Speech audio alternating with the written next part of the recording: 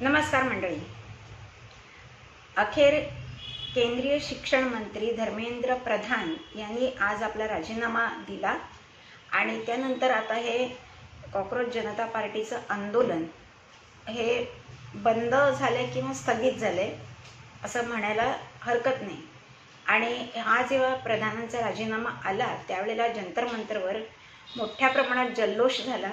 तो अभिजित दिपके आणि बाकीची जुरळं यांनी खूप मोठ्या प्रमाणामध्ये जल्लोष व्यक्त केला आणि दुनिया झुकती है झुकाने वाला चाहिए अशा प्रकारचं वक्तव्य केलं. त्याने एक थेट प्रेस कॉन्फरन्सही घेतली आणि त्यांनी सांगितलं की आमच्या ज्या 3 का 4 मागण्या आहेत त्याच्यापैकी एकच मागणी मान्य झाली आत्तापर्यंत की त्यांचा शिक्षण मंत्र्यांचा राजीनामा मिळाला.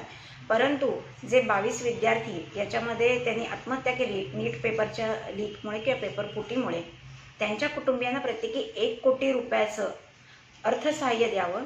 तसंच जी काही दंगल स्टुडंट्सनी घडवून आणली, पोलिसांवर हल्ला केला किंवा ज्या त्यांनी अनेक आक्षेपार्ह घोषणा दिल्या, पोस्टर्स दाखवली, त्याबद्दल त्यांच्यावर कोणतीही कारवाई करण्यात येऊ नये.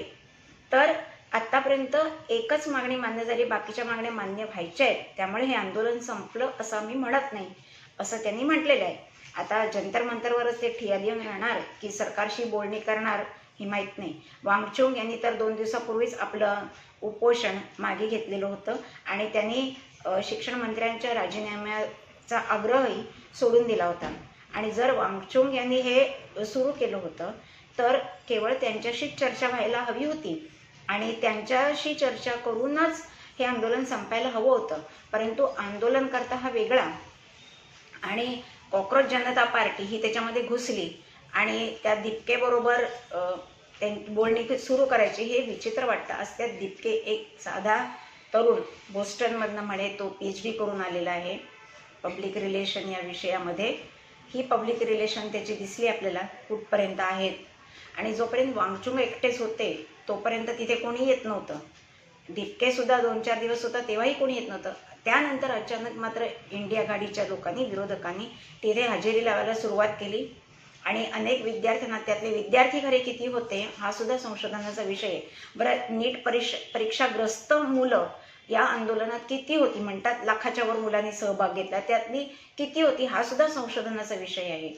आणि ज्या वेळेला संसदेकडे यांनी कूच करण्याचा निर्णय घेतला कॉकरोचच्या लोकांनी, त्यावेळेला त्यांनी बॅरिकेड्स पोलिसांनी उभे केले होते, पण तेही तोडून हे आंदोलक संसदेवर चाल करून जायला लागले. त्यावेळेला पोलिसांना थोडा लाठीचार्ज वगैरे करायला लागला. पण या उलट अनेक पोलिसांनाही विद्यार्थ्यांनी बडवून काढले, रक्तबंबाळ केले. याचेही व्हिडिओ आपण बघत आहोत. आणि त्यामुळे जेव्हा कोणतीही गोष्ट हाताबाहेर जाते त्यावेळेला बळाचा वापर हा करावाच लागतो. काही ठिकाणी अश्रुधुराची नळकांडी पण फोडण्यात आली, पण तो अश्रुधूर फारच वीक होता, कारण त्या अश्रुधुरामुळे कोणालाही काही त्याच्यावर परिणाम पडला नाही आणि ते जे शस्त्र होतं तेही निरुपयोगी ठरलं. तर आता प्रश्न असा आहे की सरकारने या बाबतीत काय करायला हवं होतं. आणि हे आम्हाला पहिल्यापासून वाटत होतं. मी आत्तापर्यंत ह्याच्यावर भाष्य केलं नव्हतं, पण आता करावंसं वाटते, कारण कुठेतरी आम्ही मनामध्ये हल्लो गेलो किंवा दुखावलं गेलो. आम्ही कोणत्याही पार्टीचं समर्थन करत नाही, पण आम्ही विचारधारेचं समर्थन करतो. आज RSSची विचारधारा किंवा भारतीय जनता पार्टीची जी विचारधारा आहे त्याला आमची सहमती होती आणि म्हणून आम्ही या पक्षाला सपोर्ट करत होतो, त्यांच्या नेत्यांचा आदर करत होतो. याचा अर्थ असा नाही की आता आम्ही त्यांना सपोर्ट करणार नाही किंवा त्या नेत्यांविषयी आमच्या मनात आदरभाव उरलेला नाही, परंतु त्याला धक्का मात्र जरूर लागलेला आहे. एक तर जेव्हा वांगचुक एकटे होते त्याच वेळेला त्यांच्याशी चर्चा करून हे आंदोलन संपवायला हवं होतं. तसं या सत्ताधारी पक्षाने केलं नाही. आपण अमित शहा म्हणतो चाणक्य आहेत या सगळ्यातले. आज ही चाणक्य नीती त्यांची कुठे गेली? बरं, त्यांना जर समजत नव्हतं तर भारतीय जनता पक्षाकडे असे अनेक दिग्गज लोक आहेत, विचारवंत आहेत, सपोर्टर आहेत, RSSचे काही लोक आहेत, त्यांच्याशी सल्लामसलत करून काहीतरी तोडगा काढायला हवा होता, पण तसा काढला नाही. रात्री 12 वाजता जे मोदींनी मेसेज पाठवला या मुलांना, तीही मला वाटतं चूक आहे. त्यांनी दिवसाढवळ्या पाठवायला हवं होतं ना.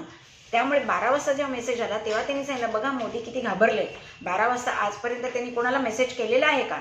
ते सरकार मनातून घाबरलेले. सरकारची चूक आहे, पण ते उघडपणे मान्य करत नाही. आता वास्तविक पाहता धर्मेंद्र प्रधान यांना बळीचा बकरा बनवण्यात आले. आज त्यांची काहीच चूक नाही आहे. आज ज्यांनी पेपर लीक केला ते पुण्यातले 2-3 प्राध्यापक बंगालमधला एक विद्यार्थी आणि असे काही 3-4 लोक आहेत की ज्यांनी पेपर लीक केला हे समजलेले आहे, तर त्यांच्यावर कारवाई करा ना, आणि त्यांच्यावर कारवाई व्हायला पाहिजे म्हणून आग्रह धरणं हे संयुक्तिक आहे. बरं, ज्या मुलांनी आत्महत्या केली त्यांचे सुद्धा पेपर मला वाटतं जे पहिल्या परीक्षेचे फुटले असं त्यांचं म्हणणं आहे, ते तपासून बघितले पाहिजेत ना की त्याच्यात त्यांना किती मार्क होते, आणि त्याच्यामुळे ते डिप्रेस, आणि त्याच्यातनं उघड होतं आहे की त्यांना काहीतरी लिंक लागली होती या प्रश्नोत्तरांची. आणि आता पेपर फुटल्यानंतर री एक्झाम होणार म्हटल्यावर कदाचित त्यांची त्याला तयारी नसेल, कारण अभ्यास त्यांचा मुळात झालेलाच नसेल, असा एक तर्क आहे. अर्थात सगळ्या 22 विद्यार्थ्यांच्या बाबतीत हे असंच झालं असेल असं नाही, पण याच्यातून त्यांची जी मानसिकता आहे ती किती कमकुवत आहे हे दिसून येतं. आज त्यांच्या पालकांनी त्यांच्याकडे लक्ष दिलं होतं, पण काही ठिकाणी असं आढळून आलं की पालकच मुलांसमोर ढसाढसा रडले की आम्ही तुमच्यासाठी एवढा खर्च केला नीट एक्झाम देण्यासाठी, आणि आता ते पेपर फुटले, आता पुन्हा ती एक्झाम द्यायची, आता पुन्हा आमच्याकडे पैसे नाहीत तुम्हाला काही देण्यासाठी. आणि त्यामुळे बिचाऱ्या त्या मुलांना ते बावरले असतील, कारण 17-18 वर्षाचंच वय आहे त्यांचं, आणि त्यामुळे कदाचित त्यांनी हा मार्ग अवलंबला असेल. परंतु ह्याचंही समर्थन होऊ शकत नाही, कारण आत्महत्या करणं हा सुद्धा आपल्या देशामध्ये गुन्हा आहे. बरं, ते असो, पण 1 कोटी कॉम्पेन्सेशन द्यायचं हा कुठचा न्याय आहे?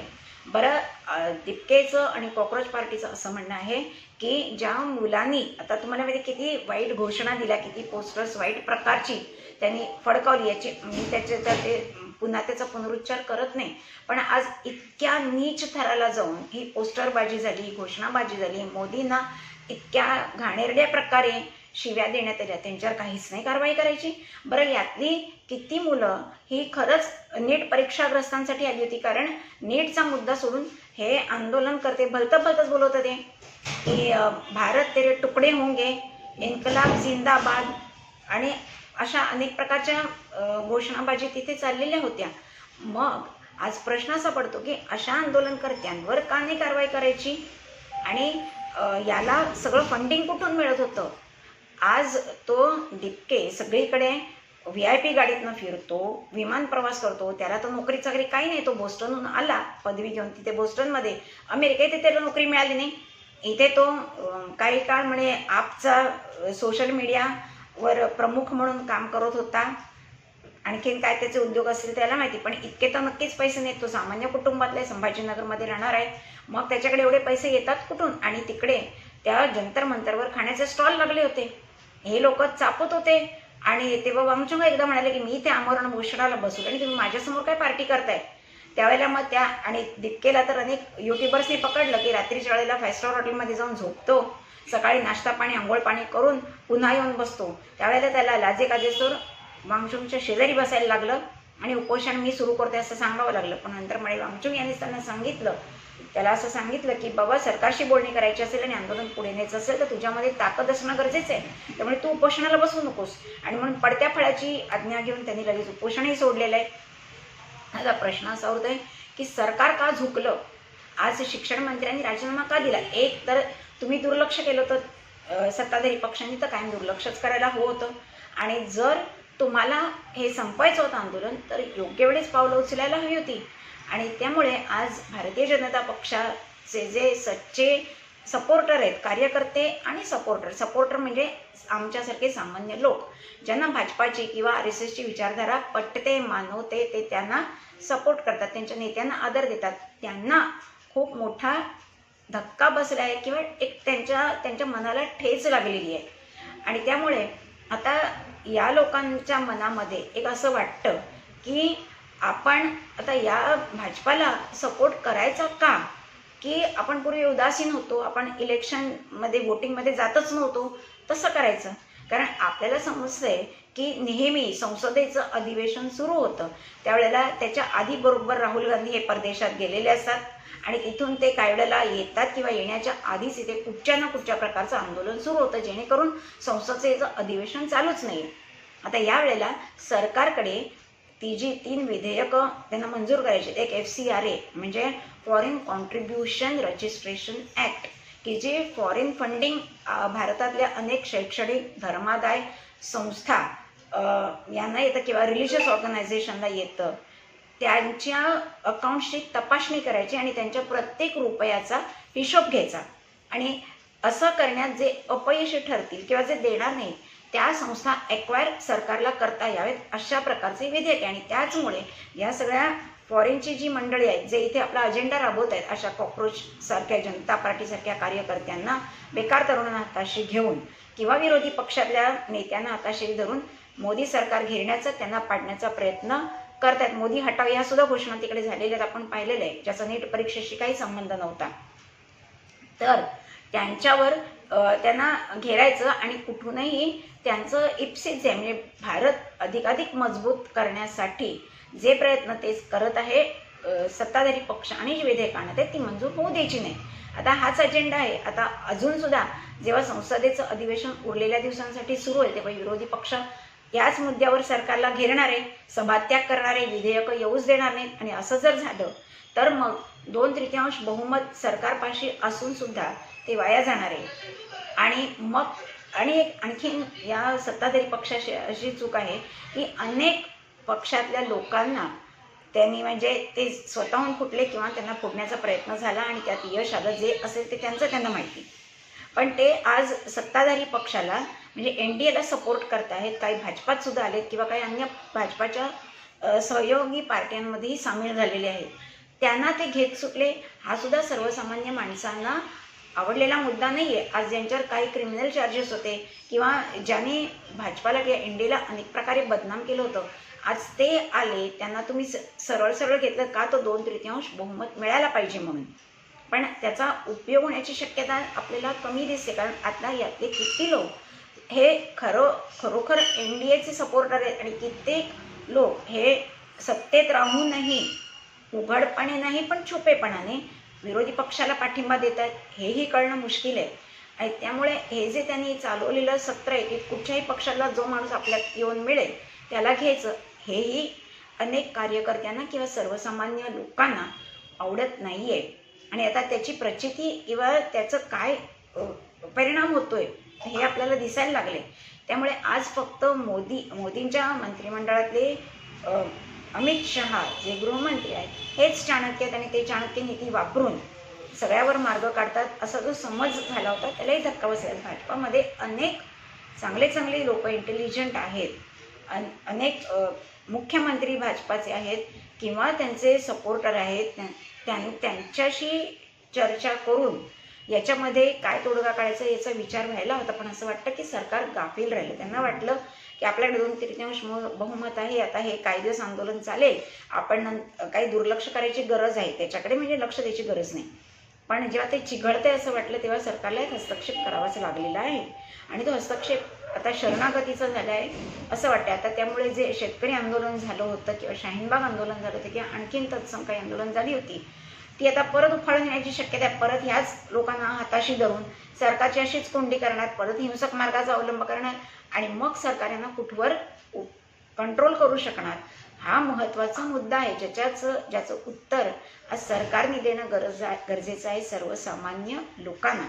आणि ते त्यांच्याकडे जोपर्यंत मिळत नाही त्यांच्याकडून तोपर्यंत याच्यामध्ये काही हा तोडगा निघून सुद्धा हा प्रश्न संपलाय किंवा याच्यापुढे अशा प्रकारचे गोंधळ होणारच नाही याची खात्री आपण देऊ शकत नाही. आज विद्यार्थ्यांना मला एक आवाहन आहे की तुमच्याकडे देशातले अनेक ज्वलंत प्रश्न आहेत ज्याची तुम्ही जे मुद्दे तुम्ही उचलून घेऊ शकता आणि सरकारला घेरू शकता. उदाहरणच द्यायचं झालं तर आता महाराष्ट्रातले ST कर्मचारी बेस्ट कर्मचारी आहेत किंवा महाविद्यालयामध्ये अजूनही शिक्षकांची भरती होत नाही आहे. तुम्हाला माहिती आहे की अनेक महाविद्यालयामध्ये हे कॉन्ट्रॅक्ट स्वरूपात शिक्षक अपॉइंट केले जातात. पदवी महाविद्यालयामध्ये खास करून जिथे विद्यार्थी घडतात त्यांना डिग्री मिळते तिथेच आज जर तुम्ही शिक्षकांना अपॉइंट करत नाही, त्यांना प्रॉपर स्केल देत नाही, त्यांना कंत्राटी कामगार म्हणून तुम्ही जर घेताय तर तुमचा शिक्षणाचा दर्जा काय राहणार. बरं, शिक्षणावर जो बजेटमध्ये खर्च होतो तोही त्यांनी बऱ्याच प्रमाणात कमी केलेला आहे.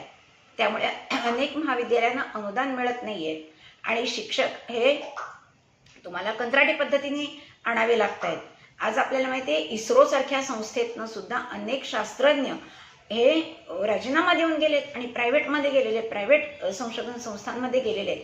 आज ह्याच्यावर आंदोलन करायची गरज आहे की जे रिअल इंटेलेक्ट पीपल आहेत, ज्यांच्यामुळे आपला देश प्रगती करतोय, तिथेच जर तुम्ही बजेटची काटछाट केली तर देश काय प्रगती करणार? मग हे असे जे आंदोलन करतात हेच फोफावणार आणि यांच्याच हातामध्ये सगळा कंट्रोल राहणार. आज त्याच्यासाठी तुम्ही आंदोलन करता. बरं, हे आमदार सरकारी नोकरांचं जे पेन्शन आहे ते त्यांनी बंद केले, NPS म्हणून नवीन स्कीम आणली. आज अनेक सरकारी नोकरांना त्यांच्या ग्रॅच्युइटी सुद्धा मिळत नाही आहेत. 2024च्या काहीतरी सप्टेंबर-ऑक्टोबर नंतर जे रिटायर झाले त्यांना म्हणे त्यांची पूर्ण ग्रॅच्युइटी मिळेल. त्याच्या आधी जे रिटायर झाले त्यांच्यावर लिमिट आणलेलं आहे. आज ज्या सरकारी नोकरांनी 30-35 वर्ष इमानी इतबारी सरकारची सेवा केली त्या लोकांना तुम्ही ग्रॅच्युइटी देत नाही, वेळेवर प्रॉव्हिडंट फंड देत नाही, पेन्शन वेळेवर देत नाही. आज ह्याच्यावर का नाही आंदोलन होत? आणि जे खासदार आमदार आपले लोकप्रतिनिधी संसदेत किंवा विधानसभेत बसलेले त्यांना भरगच्च पेन्शन मिळते. एक माणूस जर 3 वेळा निवडून आला तर त्याला 3-3 पेन्शन मिळतात. त्यांना दिवसाचा अलाउन्स अधिवेशन काळात भरपूर मिळतो. जे लोक घर घेत नाहीत सरकारी त्यांना म्हणे 2 लाख का 4 लाख घरभाडे भत्ता दर महिन्याला मिळतो. त्यांच्या संपूर्ण कुटुंबाला विमान प्रवास मोफत आहे, गाडीचा प्रवास मोफत आहे. कुठेही गेलात तर त्यांचा खर्च सरकार करतं, त्यांना संरक्षण पुरवतं, त्याचाही खर्च सरकार करतं. काय गरज आहे याची?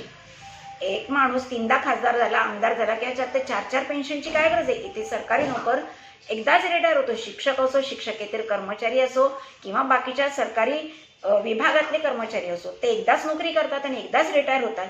त्यांना त्यांचं द्यायचं नाही ड्यूज, त्याच्यात काटछाट करायची आणि अशा लोकांच्या झोळ्या भरत राहायच्या.